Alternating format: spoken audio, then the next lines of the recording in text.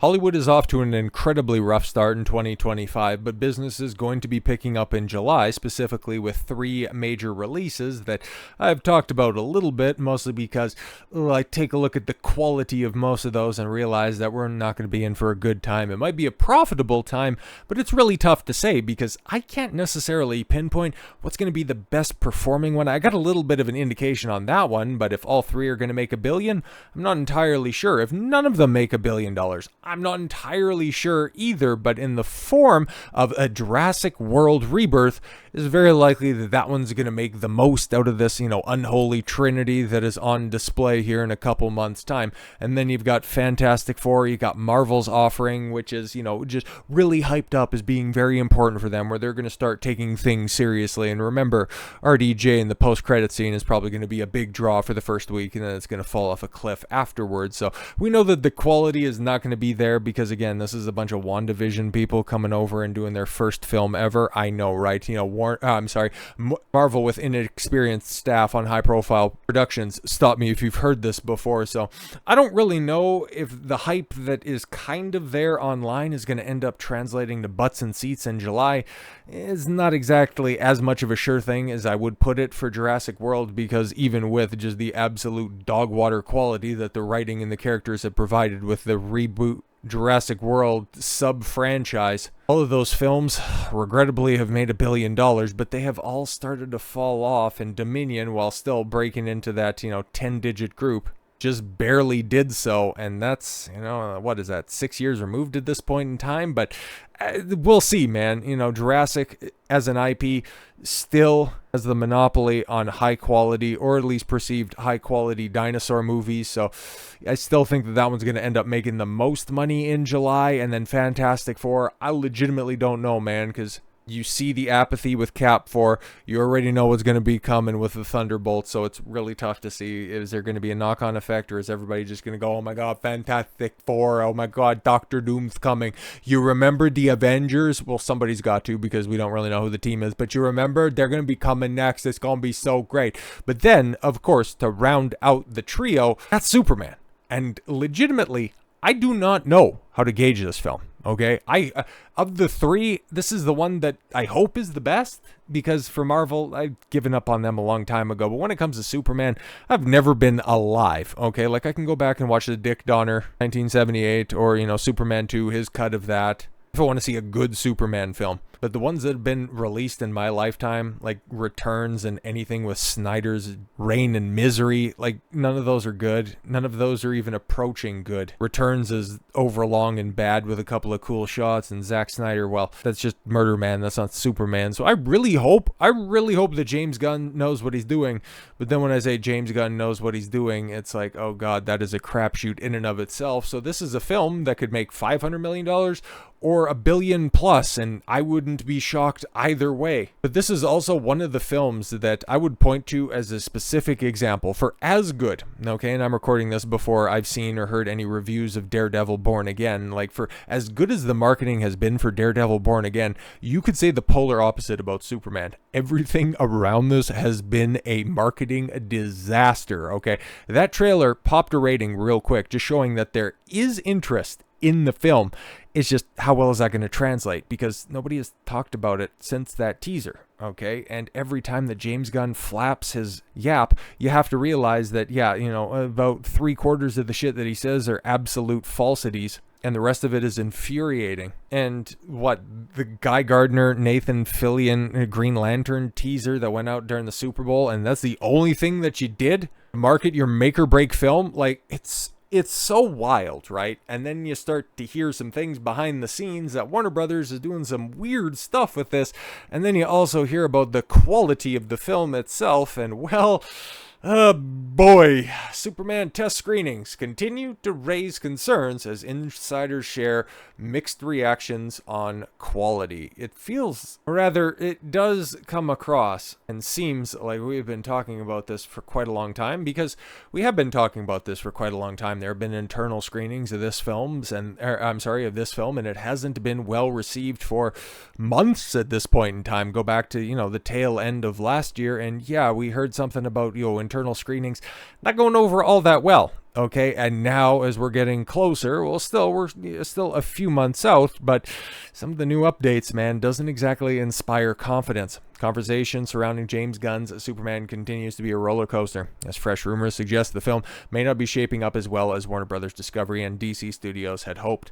A recent report from insider Jeff Snyder has reignited concerns, hinting that the film's internal reception after several Superman test screenings remains troubling. I thought he was one of the original reporters on the story that, yeah, it's not, oh boy, it's a film and the people that watched it did not like it, okay?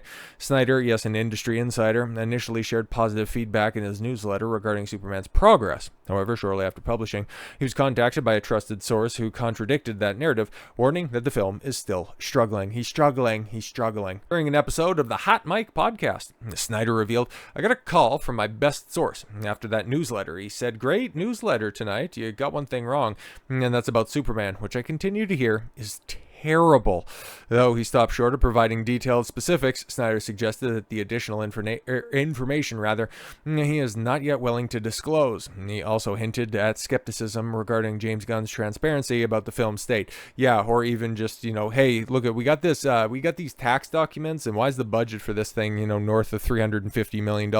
No, the government lied. Okay, thanks, James. What would be the motivation behind the IR lying about tax documents as opposed to a huckster in Hollywood? Color me skeptical believing anything that James Gunn has to say.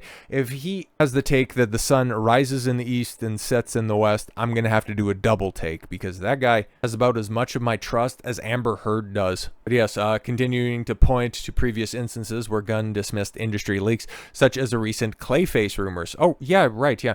It's so tough to properly categorize and keep track of all of James's lies.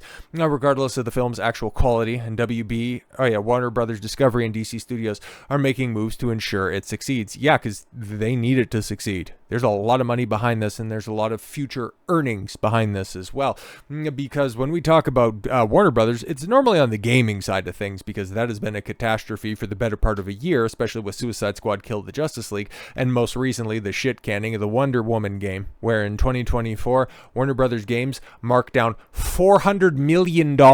Yeah, that not exactly a cheap bit of change right there to just go ahead and write down, because Multiverses and, Kill the Justice League were tremendous flops. But we know the four pillars of Warner Brothers moving forward. You got Game of Thrones, Mortal Kombat, which also needs recitation as well, Harry Potter, and DC, and whatever they can do with Lord of the Rings as well. So I guess it's kind of, a temporary fifth pillar. But as, just taking a look at that roster, it's like at any point in time, in a vacuum, that's an awfully strong bench that you can go ahead and draw from. But Harry Potter's in a good place, okay? And people are very much looking forward to, and myself included, that Harry Potter series for HBO, hoping beyond hope that it's going to be good. But you take a look at the rest of them, and holy shit, man. I've got my eye on Mortal Kombat 2 coming out, I think, in October or something like that. Hopefully it's good. Carl Urban as Johnny Cage, that's immediately going to pique my interest, because even if the script is shit, Carl Urban is exceptionally reliable. So you're at least going to get one good performance. Hopefully they diminish the role of, the self-insert, create a character, main character, who is Scorpion's descendant, or, it's stupid, man. We just want to see Scorpion and Sub-Zero beat the piss out of each other. We don't need to have somebody's goofy kid wandering on set and just stop it. But, if you recall, Mortal Kombat, which came out, what was that, in 2020? 2021. Theaters were locked down or some shit like that, so who knows, it could be as late as 2022, but I seem to recall, somewhere around 2020, 2021, the film ended with, self-insert character, I forget what the kid's name is, but him going off to try and find Johnny Cage. But I digress. That is a series that needs help, and DC, as it sits right now, its movies have been in the shitter for a while. The public perception around it is a total fucking circus. So other rumors that could be heading for reshoots 4 months out? Bro, what are we doing? Holy crap, James Gunn's Superman, still called terrible by an insider. Reshoots may be a ploy to drastically fix the movie. Holy. Yes, but the rumor of Superman's quality is not dead, as the film is still being called terrible by supposed insider source who spoke, to a noteworthy podcaster. It's the same Jeff Snyder stuff that we've seen before, so just hopping along, good or bad. Warner Brothers Discovery and DC Studios are bringing in a marketing strategist who to consult on Superman, according to the Wrap. They've hired Ricky Strauss, okay, who worked with Apple TV, Marvel, and Star Wars. Oh, great. So most people don't know anything that's on Apple TV minus Severance. Marvel, yeah, they've done so well recently. And Star Wars, if you're out there trying to push a Star Wars film, bro, like you've been out of work for the past 6 years. 30 years in the film industry, Strauss has led marketing campaigns for movies such as Moana, Frozen, Maleficent, The Jungle Book, and Cinderella. Okay, cool. All of the, like, what's the most recent one of those? That'd be the Cinderella live action, but holy shit. He also oversaw the production of An Inconvenient Truth. Ugh, The Help, and ironically, Waiting for Superman, a documentary critical of America's education system. Oh, okay, cool. Superman might need a fixer for its marketing and its post-production. Yeah, because its marketing has been absolute dog water. Like, we can only speculate on the quality because of, insiders and scoopers. But James Gunn coming out and running cover for his own film, like going, yo, why is David Corenswet's eyes going all floopy like that? No, there's no CGI on it. And it's like, oh, okay, so he actually flew, you fucking retard. Like, what are we doing? Why are you making such blatant lies like that? And yeah, if there's no CGI on that, you should probably fix that, because having Ricky Burwitz in a Superman costume ain't exactly putting butts in seats, you tard. At a recent press event, however, he claimed to only be making small changes after the feedback from some test screenings. We've done real screenings, definitely learning stuff all the time, definitely editing and making little changes. We might shoot a couple little tiny things. I mean, the way that he's trying to diminish this kind of lets me know that, yeah, there's going to be a big old round of reshoots, and this thing is just going to be an up-to-the-wire production, because, yeah, he's already been loud and proud about that July 11th release date, I think, something like that. It's coming out. But bro, this movie a lot of praise for its casting, like Nicholas Hoult as Lex Luthor.